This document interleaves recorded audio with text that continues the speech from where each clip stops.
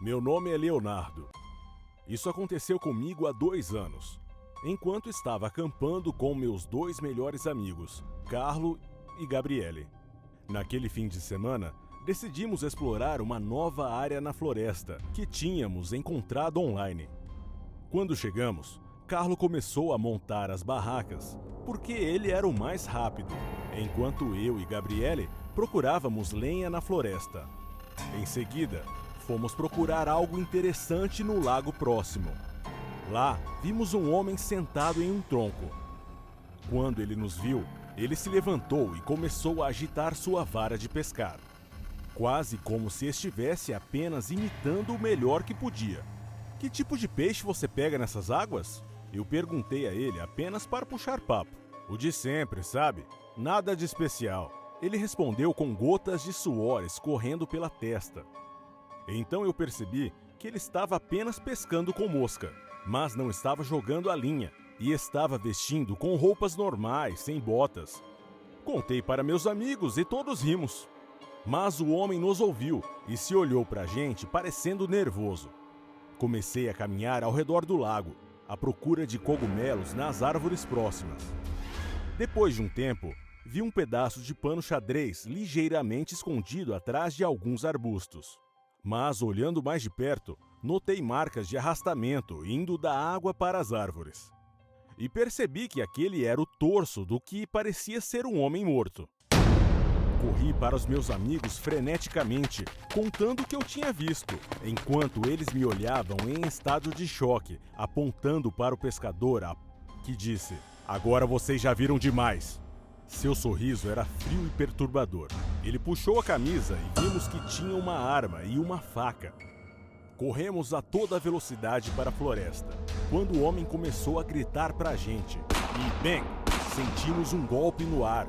O som foi ensurdecedor. Ele estava atirando em nós. Uma bala atingiu minha perna e eu caí atrás de meus amigos. Eles correram de volta e conseguiram me puxar, enquanto o homem estava nos alcançando. Carlo atirou uma pedra grande nele, acertando no peito e fazendo ele largar a arma.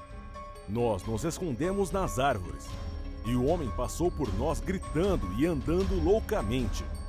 Quando vimos ele ir embora, fomos na direção oposta, nos escondendo entre as árvores. Chegamos ao nosso acampamento e Carlo entrou em sua barraca. Falei para ele que tínhamos que ir embora imediatamente. Ele mostrou as chaves do carro e corremos para o estacionamento. Entramos no carro e rapidamente comecei a destravar o alarme. Era grande, mas eficiente. Foi então que o homem saltou direto para o para-brisa. Nós congelamos. Ele apontou a arma para mim e puxou o gatilho, mas a arma não disparou. Ou as balas acabaram, ou a arma emperrou.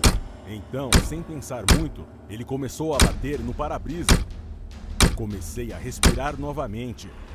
Saímos correndo de lá com o homem ainda agarrado ao para-brisa. Eu freei forte e mandei ele voando para longe. Nos afastamos de lá chocados e incrédulos com o que tinha acontecido. Fomos para o hospital e ligamos para a polícia. Aquele cara nunca foi pego. Mas quantos outros criminosos ainda podem haver naquela bela floresta?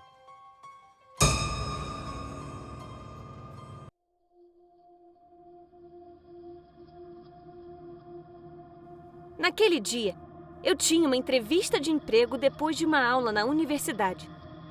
Aquela era uma boa oportunidade para mim e eu não podia me atrasar. Como sempre, assim que virei a esquina, vi o ônibus se afastar do ponto. Quando tirei o celular do bolso para chamar um táxi, todos os documentos de que precisava para a entrevista caíram diretamente em uma poça no chão. Uma mão apareceu do nada e começou a pegar os papéis. Era um garoto que me deu os documentos e disse: "Tá aqui, doçura." Sorri para ele e corri para o ponto de táxi. O resto do dia correu melhor. Felizmente. Consegui passar na entrevista e eles me ofereceram um emprego.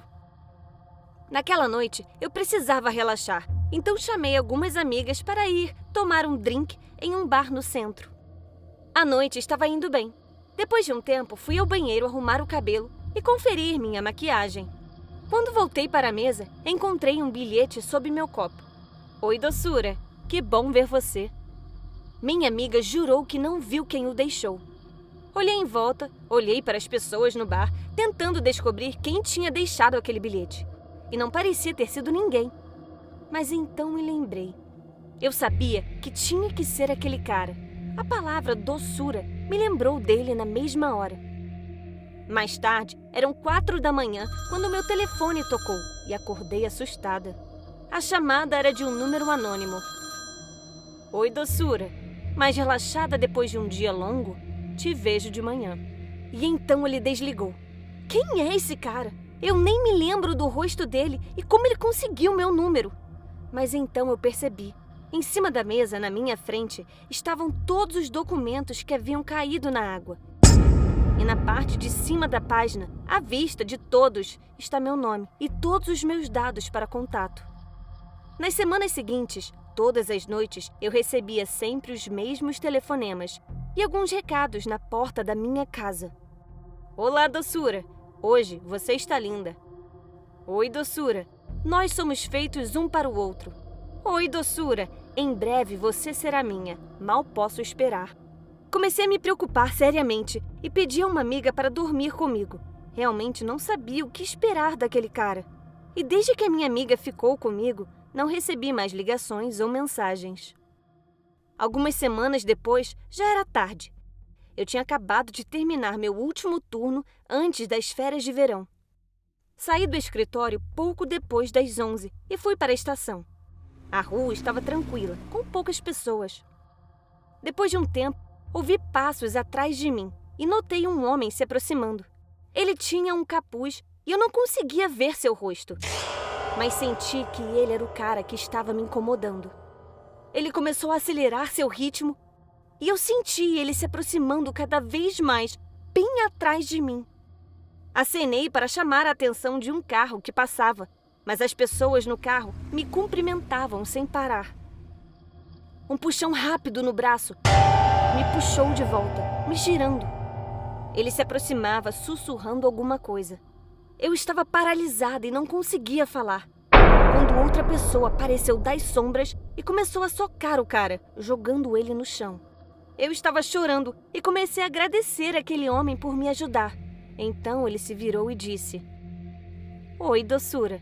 Sorte eu estar por perto. E depois disso, tudo ficou embaçado. Quando recuperei a consciência, a pessoa com o capuz segurava minha mão e um policial com ele. Eles me disseram que o stalker já havia irritado outras garotas e então eles estavam nos observando. O cara que estava me seguindo estava lá para me proteger. Eles vasculharam a casa daquele cara e encontraram muitos objetos pessoais femininos e uma cama com algemas e correias, aparentemente esperando por sua próxima vítima. Eu.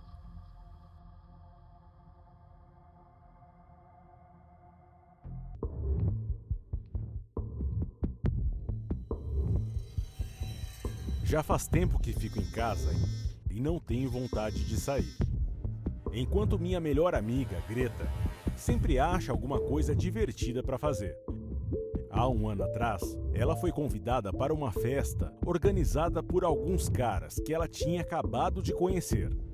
Eu disse que não queria ir na festa na casa de estranhos. Mas na noite da festa, Greta passou por aqui e me convenceu a ir. Nós dirigimos 1 quilômetro fora da cidade, para uma área com poucos prédios. Ao nos aproximarmos da casa, uma garota sorridente abriu a porta, nos convidando a entrar. Dentro estava bastante escuro e já tinha uma dúzia de garotos dançando, bebendo e se divertindo. Queríamos muito nos divertir e conhecer alguém. Dançamos, conversamos com pessoas diferentes e bebemos por algumas horas. De repente, a música parou e ouvimos um assobio ensurdecedor. Um flash atingiu meu rosto. Do nada, me pegando de surpresa, me cegando por alguns segundos. Eu me senti sendo arrastada para a próxima sala e empurrada para o chão. Várias mãos estavam forçando meus braços atrás das minhas costas. enquanto alguém estava amarrando minhas mãos. Abri bem os olhos, aterrorizada. Olhei em volta e percebi dezenas de velas acesas e o grande círculo no chão, onde me fizeram ajoelhar. Eu me virei e vi Greta na mesma posição. Ao longo do teto, as palavras Malum Vinha. Greta estava chorando e eu sabia que ela se sentia culpada por me levar lá. Nessa hora, haviam apenas 2 pessoas na sala, vestidas com longas túnicas vermelhas. Um deles abriu a túnica, mostrando o peito cheio de estranhos símbolos. Depois, desembainhou um grande facão, com incisões na lâmina. Enquanto outro garoto segurava um tipo de alicate rudimentar. O rapaz ergueu o facão acima da cabeça, sussurrando alguma coisa. Mas o outro sinalizou para ele esperar, para depois se afastar. O outro cara entrou na sala e disse algo para o menino com o facão, antes de olhar para a gente de forma ameaçadora e fugir. Em seguida, o cara com o facão saiu da sala e ficamos sozinhas. Assim que saiu, Greta pegou um pedaço de garrafa do chão, deslizou atrás de mim e rapidamente conseguiu cortar a corda em meus pulsos. Eu me libertei e imediatamente comecei a cortar as cordas de Greta, mas minhas mãos tremiam. Eu ouvi a música novamente e sabia que eles voltariam logo. Assim que soltei Greta, corremos para a porta da frente, que estava fechada. Eu estava mexendo nos cadeados, quando ouço um grito assustador vindo do quarto ao lado. Finalmente, abri a porta e saímos correndo. Estávamos tão apavoradas que começamos a correr pela estrada principal que ia para a cidade. Ao ouvir o barulho dos motores dos carros que se aproximavam, Greta gritou para eu continuar correndo e pedir ajuda, enquanto ela se afastava em direção ao mato. Corri com a força do desespero e o desejo de que aquelas pessoas fossem capturadas. Felizmente, encontrei refúgio em uma casa um pouco mais adiante. A polícia demorou algumas horas para encontrar Greta naquele bosque. Mas além do nosso carro e de muita confusão, a polícia não encontrou nada útil e nenhum desses caras foi encontrado. Ainda hoje estremeço só de pensar no que poderia ter acontecido com a gente naquela casa se... Quem sabe? Mas uma coisa é certa, nunca mais volto em uma festa organizada por estranhos.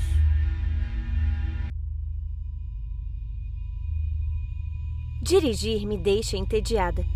Infelizmente, alguns anos atrás, tive que dirigir por mais de 2 horas por dia para ir a um curso de especialização corporativa. Um dia, fiquei presa no trânsito e demorei 1 hora só para passar por um bloqueio, porque um ônibus tinha saído da estrada e o caminhão de reboque não conseguia tirá-lo da lama. Finalmente, consegui passar e, depois de alguns quilômetros, vi uma mulher grávida pedindo carona no ponto de ônibus. Tive pena dela, então parei para oferecer uma carona. Ela imediatamente abriu a porta e entrou no carro. Eu disse a ela que o ônibus estava quebrado e que ela esperaria à toa por horas. Ela me agradeceu e disse que só precisava ir alguns quilômetros à frente. Então ela começou a falar sobre o tempo e coisas do tipo. Depois de um tempo, 2 carros da polícia, com as sirenes tocando, passaram por nós e a mulher começou a ficar estranhamente inquieta. Mas aí, percebi que ela estava com a mão na bolsa e vi que estava escondendo uma faca. Agora eu tinha certeza de que algo ruim estava para acontecer. Então, percebi algo estranho em seu cabelo e vi que ela estava usando uma peruca velha e desbotada. Olhei mais de perto e vi claramente que os pelos de seu peito, mal raspados, estavam saindo do seu decote. Naquele momento, percebi que não estava falando com um caroneiro, mas com um criminoso mal intencionado. Eu estava morrendo de medo, mas consegui manter a calma. Eu não sabia o que fazer, então parei. Ela me perguntou por que eu estava parando. Eu disse que estava me sentindo mal e que precisava parar um pouco e sair do carro. Acho que ela só me deixou sair porque deixei o motor ligado. Ela rapidamente foi até o banco do motorista e saiu com pressa. Mas o motor parou, porque eu tinha um alarme anti-roubo. Então ela saiu do carro e me disse para voltar, enquanto eu ia embora, apontando na direção oposta. Ela começou a caminhar lentamente em minha direção. Eu fugi e ela começou a me perseguir, perdendo a peruca e gritando algo que eu não conseguia entender. Ela ficou furiosa. Depois de alguns segundos, eu já estava sem fôlego quando um carro finalmente parou.